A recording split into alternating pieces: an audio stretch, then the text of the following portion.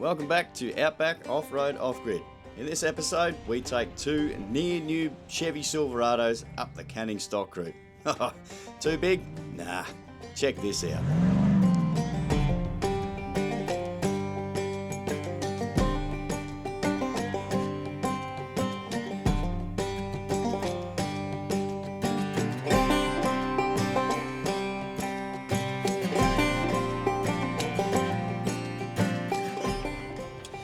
Oh well, day three. We stayed at well number 6 last night. The sun is right in my eyes. Anyway, we stayed at well 3 last night. It was pretty good. Not well 3, sorry, well 6. I'll get my words out. Awesome spot. Really nice. Lots of big gum trees. Lots of shady spots there. So if you're looking to find somewhere away from the sun, look, perfect spot. The water there, perfect for having a shower or doing your dishes or whatever else. So great. Of course, bring your own firewood, all that sort of stuff. So find your firewood before you get to the campsites. You don't want to be going cutting down trees and stuff like that. But yeah, look, we've decided we've left a little bit earlier today to try and make a bit of a mile up forwards a bit. Oh, this is a bit of a tighter section. Oh, you bastard. Anyway, yeah, yesterday we only did about 120 Ks. So today it would be good to try and get a little bit further up the track. I think well 12 is about 150 odd Ks from well 6. It's another good camping spot, so they say, with water that you can use for showering and all of that. We would like to be able to get a bit further than that today. The problem is with an average speed of sort of around that 25 to 30 K an hour, it sort of limits you a little bit. A lot of these sections are so rocky and rutted out that you literally can't go any faster without causing some significant damages to your vehicle, right? Being so remote, that's the last thing I want to do. Having a slightly better clean windscreen, I didn't touch a thing. Torbs on the radio. Good. But anyway, we're gonna try and sort of make a mile today. So probably not gonna be doing much recording until we sort of get to camp, wherever that's gonna be later on today. So yeah, buckle up and we'll see you guys wherever we end up going to camp, unless something happens. All right, so we just pulled over. We're about 3 Ks or so south of well number 7. So we've made some pretty good time already this morning, but our intent with travelling today, and actually the whole Canning, is that when we sort of stop at the wells, get out and check your vehicle, but then go and check your mate's vehicle as well, because a fresh set of eyes on a different car, you might pick up something else that you wouldn't ordinarily yourself. In doing so, we've noticed that one of Torbs' aerials is a bit loose, just sort of where it's mounted, so we're going to get some tools out and fix that up before we go on, because it is quite a bumpy track. So got the tools out of the smart cap and we'll go from there.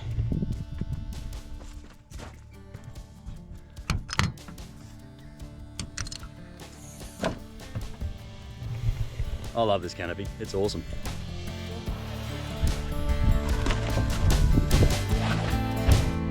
Yeah.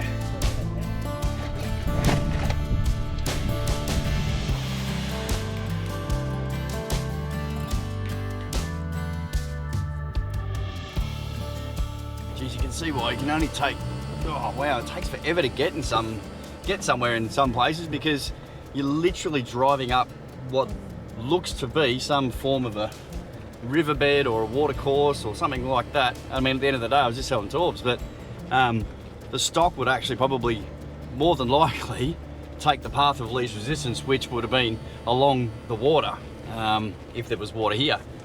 But you just can't go any faster. Look, I've just got up to say 13, 14 Ks an hour, where previously I was doing maybe 5 or 6 or even 7, and it's just, you literally cannot try and make this trip any faster. You just got to basically go with it. These cameras back on so I can see my front wheels. Good. Okay.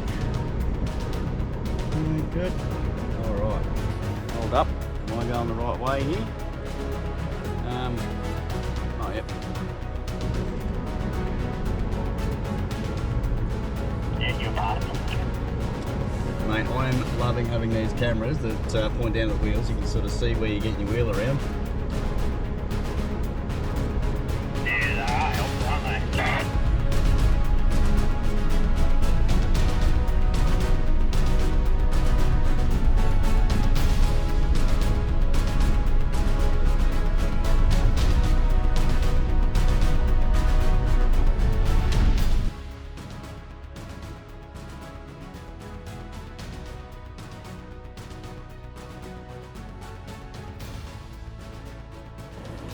Alright, so we're just pulling in a little place called Derba Spring.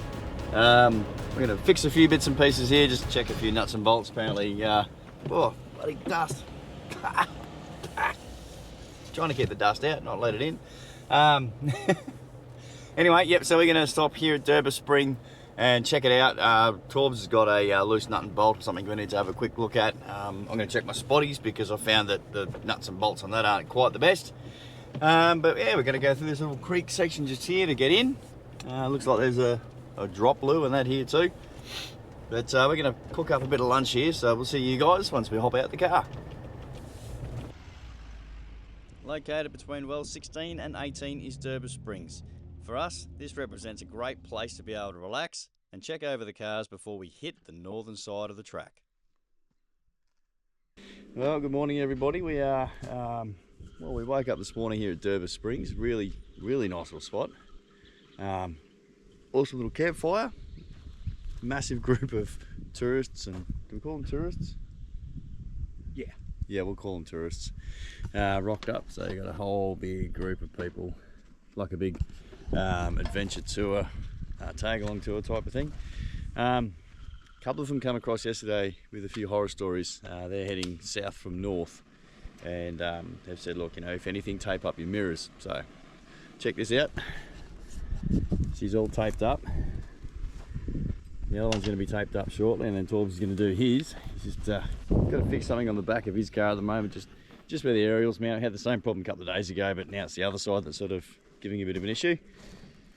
But hopefully we'll be on the road again soon, and we'll just see how far we get today. No big rush, but this mirror here, she's also got to be taped up. Don't want to go destroying anything. So of course when we are travelling down the road, the mirrors is pulled in anyway. But yeah, don't really want to be smacking those on trees. So. While enjoying a few frothies after dinner last night around the campfire, we decided to use as much electrical tape as we had at our disposal to protect both cars as best we could. We'd been warned just how bad the north end of the track really is. Alrighty, so we've had to come for a bit of a walk and get some water. You can probably hear there's a bit of an echo. That'll be because where the spring is here, this is a Derba spring, these massive rock formations, massive rock wall. The spring just comes up out of the ground. It's absolutely beautiful. So got ourselves a bucket of water there. Check out the tannins in that. We need to sort of put more tape and stuff on parts of the cars that are prone to be copping a bit of a flogging from the trees and the bushes and all that sort of stuff. So we'll head back now, use this water to sort of wash off some of the dust where we're going to be putting the tape. I think Torbs has already been doing that anyway, so yeah, pretty cool. There is some Aboriginal cave art here too. I'll take you over there and show you that before we go, but hopefully we'll be up and out of here soon. Alright, so we're going for a bit of a night's end. We left camp a bit early, well, a bit late this afternoon. We had a few things we need to do, check over the cars, put some tape on it, all that sort of stuff, just to try and protect it from some of the bushes. But yeah, this is epic. Just going through the bush at night, down the canning in certain sections. Don't worry about that, it's just a little stick. Yeah, good fun. Oh wow, it's like you're on a jungle safari at night time.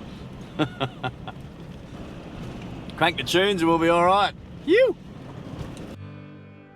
Now a night mission was never on the cards, but how good is that sunset? With Torbs trying to navigate through the dust cloud that I've, well, accidentally left for him, thought I'd get out and try and take a few pics of the car, get a bit of that sunset background in there too. What do you reckon? Now, as I said before, night missions were never on the cards, and to be fair, probably not recommended up on the canning. But hey, look, we're trying to make up for a little bit of lost time there, just trying to make sure that the cars are actually protected properly with a little bit more electrical tape. Right, I've just pulled off the side of the track here. Torbs has made a bit of a find. What have you found here, mate? A marine ply trailer. What the actual? Okay. Are you Shit. serious? It's wood. Oh, Hey, it's good quality. It's got a spirit leveling ball. got a spirit leveling ball. That's got a good jockey wheel at least. Really? Wow, okay. Look, I'm